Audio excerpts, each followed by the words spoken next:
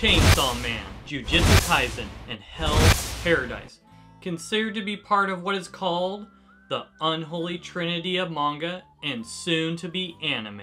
This video series, we will take a deep dive into the Unholy Trinity by taking a look at the Unholy Pillar, Chainsaw Man Part 1. After reading the manga twice, I can see why Chainsaw Man is easily the most anticipated anime series coming out this fall, where most reviews are singing its praises as the best manga to come out since sliced bread. This is my hot take on the good, the bad, and the ugly. Welcome to the GTP. My name is Scott, and unlike my other reviews, this one is going to be full of spoilers, so fair warning. Now hold on, just before you go, if you want to avoid spoilers, here are my quick thoughts, spoiler-free, of Chainsaw Man Part 1. First off, it has one of the best villains I have seen in a very long time, that I have read in years. Phenomenal cast of characters. At times it almost feels more like a sitcom, and then you also have the absurdity, the brilliant dialogue, the brilliant imagination of Tatsu Fujimoto. Wow.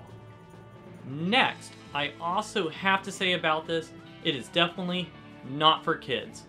No joke. I'm actually a little fearful of how many kids will probably be watching the anime. Next up, I also have to say Denji himself is a terrible, and I mean a terrible, protagonist. You're like, whoa, wait. Did you just say Denji's a terrible protagonist? I just did. So if that doesn't offend you, go ahead and stick around. If you're like, I don't want to see any spoilers, go ahead and click the eye on the right hand corner, and I highly recommend checking out the other Unholy Pillar video I have on Hell's Paradise. That is definitely spoiler free. But if you're along for the ride, go ahead and strap yourself in because we are going on a wild adventure. The story starts off about a teenager named Denji who is trying to pay off his dead father's enormous debt to the Yakuza. He dreams of a normal life and is grateful for the life he has, even though he has been dealt a crappy hand in life. In this world, devils exist that manifest into the world based on people's fears. Denji loves his little devil that's also used as a chainsaw. Denji loves his little chainsaw devil so much, he gives the little chainsaw devil permission to take his life when he dies to go live its life. To start the insanity from chapter 1, we already see Denji is quickly cut up and killed. Somehow,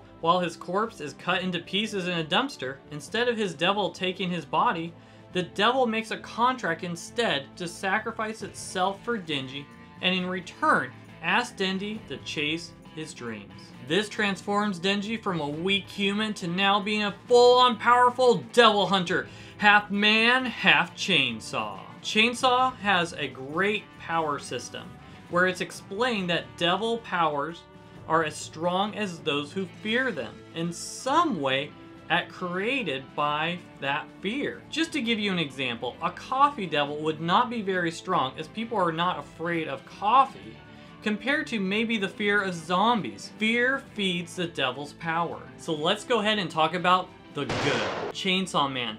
This is a horror meets battle, meets psychological thriller, meets brilliant writing, meets crazy meeting things you have never seen or read in a manga in your life, all at the same time. This is a story where they literally threw everything in, including the kitchen sink, and it somehow works. Tatsu Fujimoto knew exactly what he was doing. After reading the manga twice, you can see how much intention and meaning from the start was in this manga. There are a few themes that are constant throughout the story. One being the ability to be controlled or manipulated, and the second, chasing your dreams. We see this from the very beginning. Reading the first chapter, seeing this quote, Denji is somehow someone who always does what he is told. And when it comes to Denji's dreams, from the start, he hopes just one day to hug a girl and then eat a slice of bread with jam. Fantastic. Within the end of the first chapter, Denji's dream of being able to hug a girl has already been fulfilled. So the question quickly becomes, what do you do next once you have achieved your dream? Most manga we follow the character till they reach their goal, and then it's over. Denji achieves his goal in chapter 1. So what's next? And so many of us in life are trying to figure out what is next. And like my friend Nomad pointed out, he said that to him is why he loves Denji so much and makes it so relatable to him and other people. Well, let's go ahead and see what Denji ends up dreaming. We do not even realize at first from chapter 1 how badly Denji is being manipulated. Manga is one of the best villains I have read in a long time. Manga is slowly treating Denji like a pet that he does not even realize the ramifications. We see this in panel and panel again of Denji saying "woof" to please Mamake. She is also so scary, manipulating Denji to the point he is so helpless to not be able to react or process seeing his close friend killed right in front of him. This manga is brilliant and completely off the rails all at the same time. One thing that makes this manga good is that no character is safe. It's almost like Game of Thrones where any character could be killed off at any time during the story. There is this tension, the writing is so brilliant you want to take the story seriously. Yet there are moments where you are being pulled by the gravitational weight of characters dying, and then all of a sudden we go from serious to extremely campy. And it works. It already sounds absurd that our main character can turn his body into a chainsaw, but now we see him on top of riding a shark into battle. It almost makes you think, what am I reading? And when it comes to the artwork, the panels are some of the most intriguing and creative I have seen in a long time. The action scenes are violent and amazing. The absurdity of a katana versus chainsaw is an awesome matchup that works on every level. There are huge, jaw-dropping, oh snap moments through the panels of the story. And it seemed weird having one of the fiends always saying Halloween, and my jaw dropped the first time why this character is only able to say Halloween. The idea that you will have all the knowledge in the universe that the only thing you can think of is Halloween is brilliant. When they battle the devil darkness, I turn the page and I'm like, what the heck is going on? I could not even process at the moment what I was looking at, other than I was in shock and awe for the author's creativity. Who comes up with this type of stuff? Never in my mind could I create something so scary, awful, and brilliant. And also when it comes to good, I appreciate that Chainsaw Man does have a great cast of characters. The supporting cast at times feels more like a sitcom, as they have to not only learn how to work, but live together. As you read Chainsaw Man, there will be times of laughter as well as times of sorrow as you see the pain the different supporting cast goes through during Chainsaw Man. So that's all the good. Let's go ahead and talk about the bad. I was disappointed with the training arc. The Denji and Power little training they did was very brief, and within 2 chapters they are now ready to take on the toughest opponents. It appears as if all they needed was a couple days. This is not a con or a positive. I'm feeling conflicted. It was just different. I'm glad it was brief, and at the same time I wish to have seen a bit more progression on how they improved, other than being told in chapter 4 that they are now stronger. Second, when it comes to the bad, we have this inner struggle with Denji seeing a door in his mind he is told not to open all of a sudden in the middle of volume 5. I wish the author brought up flashes of the door in his mind from the start instead of making it an issue all of a sudden in the middle of the story. The door just felt kind of out of place, like just in the middle of nowhere. Oh yeah, we should probably add this. And I'm sure it was intentional waiting to add it to the middle, but I think it would have been a better story if the door piece in Denji's mind would have been from the beginning. So let's go ahead and now talk about the ugly. In chapter 5, we see that Denji is a very hormonal teenager boy. Denji really is never satisfied. He gets his dream of hugging a girl, and that progresses to now wanting to touch a girl. Of course, Denji's discovered it was a bigger deal in his head than it turned out. It is hard to find redeeming quality in Denji as a character, especially as a role model. Look through his mind when it comes to dating. Let's look at chapter 40, shall we? Denji says, "Whenever I have a free moment, she's on my mind. I may have groped and kissed some other ladies, but my heart always belongs to her." Really, Denji? Your heart belongs to her? And then what happens just a few panels later? Help me, Monica. I'm gonna fall for this chick. In chapter 40, it's so sad. Denji even looks like a creep in this panel. Denji is not a great person getting caught up with both girls. And I felt this was just a little ridiculous when I read the back of this volume. A new girl named Rezi has shown up and swept innocent Denji off his feet. Innocent Denji? I don't think so. What girl is gonna want to stay with you after she finds out you went swimming naked with someone else? Innocent? No. Stupidity?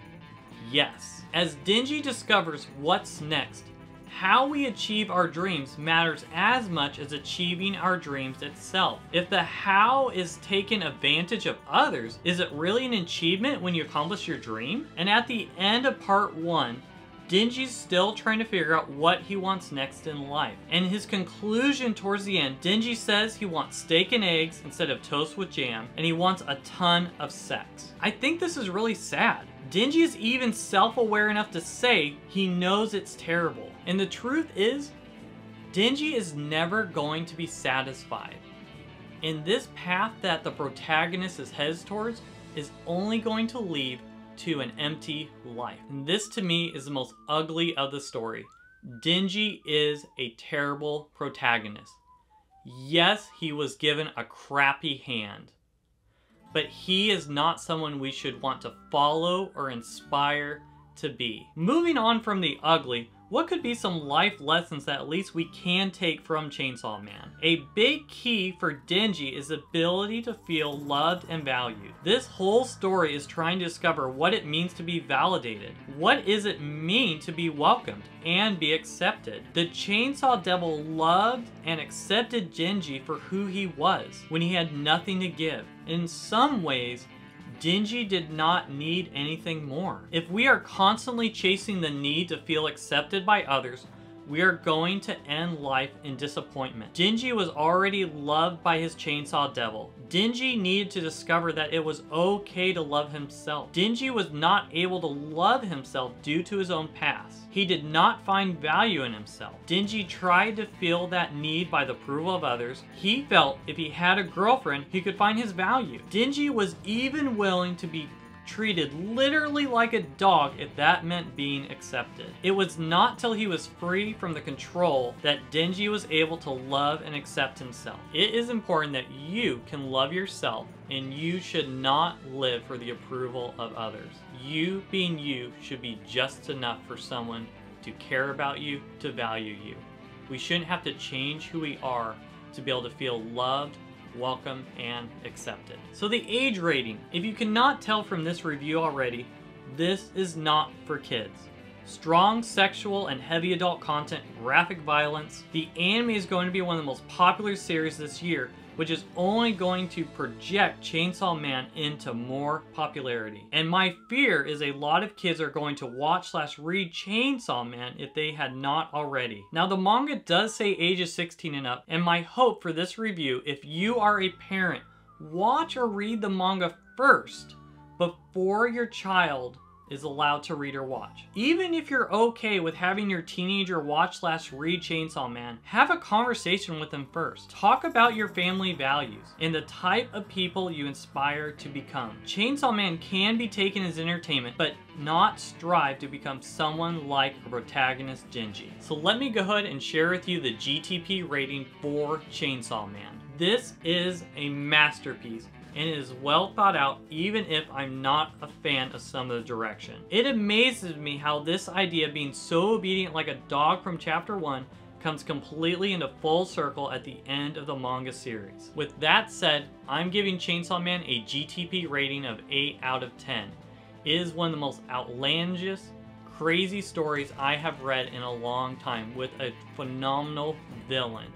Unfortunately, I cannot find much redeeming qualities when it comes to the protagonist, Denji. The Chainsaw Devil is the best influence in his life, gives him the purpose to achieve his dreams, and at the end, gives him a new purpose to help someone else. My hope in part 2, we will see Denji grow from serving himself to one who seeks to serve others. In the comments below, would you mind sharing with me your thoughts on Chainsaw Man? Where do you agree? Where do you disagree?